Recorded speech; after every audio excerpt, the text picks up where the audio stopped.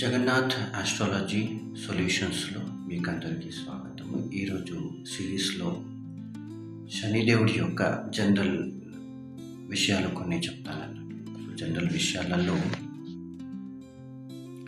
శనిదేవుడు కర్మ ఫల ప్రదాత. పూర్వజన్మలో కానీ ఈ జన్మలో కానీ మన కర్మలు యాక్చువల్గా బాగుండాలి. పూర్వజన్మ గురించి మనకి తెలియదు, కానీ ఆస్ట్రాలజీలో శనిదేవుడు ఒకవేళ శత్రుస్థానంలో కానీ కూర్చుంటే ఇప్పుడు మనకు తెలుస్తుంది అన్నట్టు. ముఖ్యంగా సింహరాశిలో ఎక్కడైనా ఒకవేళ సింహరాశిలో కానీ, వృశ్చిక రాశిలో కానీ, మేషరాశిలో కానీ స్వామి కూర్చున్నారంటే అప్పుడు మనకు తెలుస్తుంది శనిదేవుడు అనేది ఈ రాశులలో కూర్చున్నారు కదా. సో పూర్వజన్మలో కర్మలు అనేవి బాలేవు కాబట్టి ఈ జన్మలో ఆ కర్మల యొక్క ఫలితం వస్తుంది. సో ఆ ఫలితం ఏదైతే ఉందో నెగిటివ్గా కూడా ఉండొచ్చు. ఆయన కర్మఫల ప్రదాత కాబట్టి ఫలితం అనేది ఇవ్వడం అనేది ఏదైతే ఉందో ఆయన యొక్క డ్యూటీ అన్నట్టు, ఆయన యొక్క కర్తవ్యం, ఆయన యొక్క కర్మ ఆయన చేస్తున్నాడు. సో దానికి మనం ఆయనను ఏ విధంగా కూడా దూషించాలి. ఆయననే కాదు, 9 గ్రహాలలో ఏ గ్రహాలకి కూడా మనం ఏమి కూడా చెడు చెప్పకూడదు అని. దైవ అనుగ్రహంతోనే మనము మానవ జన్మలో ఉన్నాం. సో ఓకే, పోయిన జన్మలో చెడు సాంగత్యంతో లేదా ఏదో ఒక కారణం చేత లేదా ఆ వాతావరణం కావచ్చు, అంటే చుట్టుపక్కల యొక్క సంఘ దోషం కావచ్చు, ఆ సంఘ దోషంతో అయినా మనము కొన్ని చెడు కర్మలు చేయవచ్చు. అది భగవంతునికి తెలుసు, నవగ్రహాలలో శనిదేవుడికి కూడా తెలుసు. సో ఏ కర్మ ఏ విధంగా ఫలితం ఇవ్వాలో, ఏ కర్మకు ఏ విధంగా ఫలితం ఇవ్వాలో వాళ్ళు ఇస్తారన్నట్టు. సో వారి యొక్క క్యాలిక్యులేషన్ ఏదైతే ఉందో పర్ఫెక్ట్గా ఉంటుంది. ఇటు కాదు అటు కాదు. మీ కర్మ లేదా మన కర్మ ఒకవేళ స్పిరిచువల్ కర్మ ఉంటే స్పిరిచువల్ బెనిఫిట్స్ వస్తాయి. ఆధ్యాత్మిక జీవితం గడిపి ఆధ్యాత్మిక కర్మ మనం చేశామంటే ఆ దివ్యమైన ఆధ్యాత్మిక ఫలితాలు భగవంతుడు ఇస్తారట. భౌతిక జీవితంలో ఉంటూ భౌతిక కర్మలు ఒకవేళ మంచి కర్మలు చేస్తే భౌతిక కర్మ యొక్క ఫలితం భౌతికంగా కూడా ఇస్తారన్నట్టు.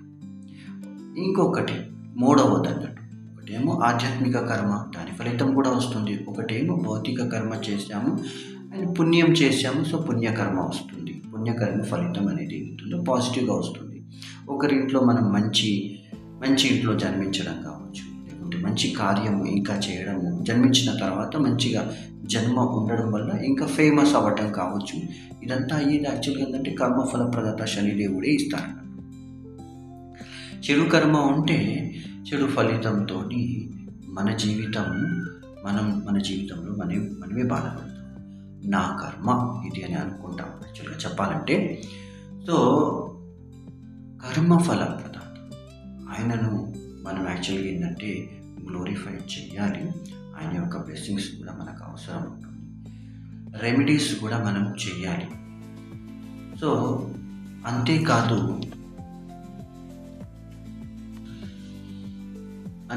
యాక్చువల్గా ఈ బ్రహ్మాండంలో ఆయన యొక్క గురువులాగా కర్మ ఫల ప్రదాత గురువు ఆయన. సో ఆ గురువు ఏం చెప్తారంటే మన కర్మ అనేది ఏదైతుందో చాలా చాలా సపోర్టివ్గా, హెల్ప్ఫుల్గా, ఒకరికి నచ్చేటట్టు,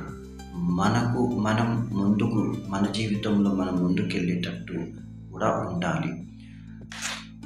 ఆయన యాక్చువల్లీ రెస్పాన్సిబిలిటీని నేర్పిస్తారు, ఎబిలిటీ ఇస్తాడు. అండ్ చాలా చాలా ఓకే, కొన్నిసార్లు డిలేస్ కూడా అవుతాయి, స్ట్రగల్ అవుతుంది. ఆయన ఎక్కడెక్కడ ఏ భావంలో అయితే కూర్చుంటాడో అక్కడ ఖచ్చితంగా కొన్ని డిలేస్ చూస్తాము, స్ట్రగల్ చూస్తాము, ఇష్యూస్ చూస్తాము, కొన్ని ఇబ్బందులు ఎదుర్కొంటాము. ఇవన్నీ ఎదుర్కొన్న తర్వాత ఆ వస్తువు అనేది మనకు లభిస్తుంది అన్నట్టు, దొరుకుతుంది అన్నట్టు. సో యాక్చువల్గా ఏంటంటే కర్మలు మనం ఏదైనా కార్యం చేయాలనుకుంటున్నాము, కానీ అవి స్లోగా అవుతున్నాయి, డిలే అవుతుంది, అందులో స్ట్రగల్ అవుతుంది, అందులో అంటే అప్పుడు మనం ఏం చేయాలంటే ఎస్, సో మనం భగవంతుని యొక్క ఆశ్రయం తీసుకోవాలి, భగవంతునికి శరణాగతి పొందాలి. సో ఏం చేస్తే శనిదేవుడు అనేది చాలా చాలా ప్లీజ్ అవుతాడనే విషయాన్ని తెలుసుకోవాలి అండ్ అది పాటించాలి. ఏ రూల్స్, ఏ ప్రిన్సిపల్స్ పాటిస్తే శనిదేవుడు హ్యాపీ అవుతాడు అండ్ భగవంతుడు హ్యాపీ అవుతాడు. అండ్ భగవంతుడు హ్యాపీ అయినాక మనకు రిజల్ట్ అనేది పాజిటివ్ రిజల్ట్ వస్తుంది. మనము చేయాల్సిన పనులు ఏవైతే డిలే అవుతున్నాయో లేకుంటే స్లోగా నడుస్తున్నాయో అవి పూర్తి అవుతాయి.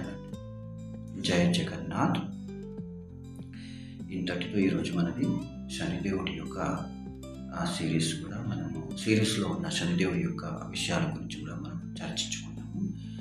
సో మీరు సపోర్ట్ చేయండి, మీ సపోర్ట్ యాక్చువల్గా ఎంకరేజ్ చేస్తుంది. అండ్ కన్సల్టేషన్ కోసం కూడా మీరు రీచ్ అవుట్ అవ్వచ్చు. డిస్క్రిప్షన్లో లేదా ఈ వీడియోలోని మేము పెడతామన్నట్టు ఫోన్ నెంబర్ కావచ్చు, లేదంటే వెబ్సైట్ ద్వారా కూడా మీరు రీచ్ అవుట్ అవ్వచ్చు. సో సబ్స్క్రైబ్ చేయండి, లైక్ చేయండి, షేర్ చేయండి. జయ జగన్నాథ్.